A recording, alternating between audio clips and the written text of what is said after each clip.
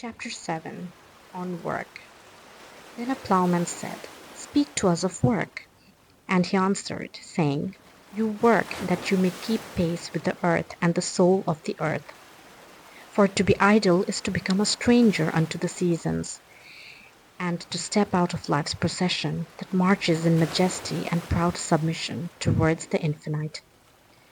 When you work, you are a flute through whose heart the whispering of the hours turns to music. Which of you would be a reed, dumb and silent, when all else sings together in unison? Always you have been told that work is a curse and labor a misfortune. But I say to you that when you work, you fulfill a part of earth's furthest dream, assigned to you when that dream was born. And in keeping yourself with labor, you are in truth loving life. And to love life through labor is to be intimate with life's inmost secret. But if you in your pain call birth an affliction, and the support of the flesh a curse written upon your brow, then I answer that naught but the sweat of your brow shall wash away that which is written. You have been told also, life is darkness, and in your weariness you echo what was said by the weary. And I say that life is indeed darkness, save when there is urge.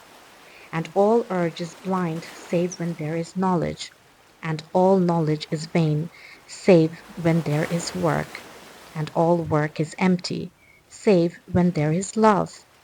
And when you work with love, you bind yourself to yourself and to one another and to God. And what is it to work with love? It is to weave the cloth with threads drawn from your heart, even as if your beloved were to wear that cloth. It is to build a house with affection, even as if your beloved were to dwell in that house.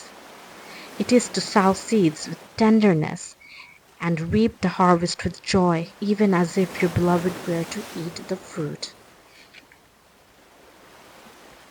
It is to charge all things you fashion with the breath of your own spirit, and to know that all the blessed dead are standing about you and watching.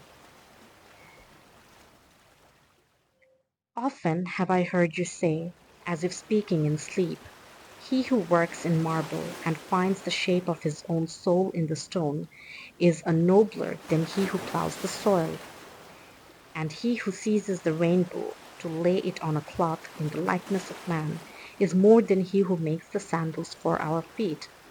But I say, not in sleep but in the over wakefulness of noontide, that the wind speaks not more sweetly to the giant oaks than to the least of all the blades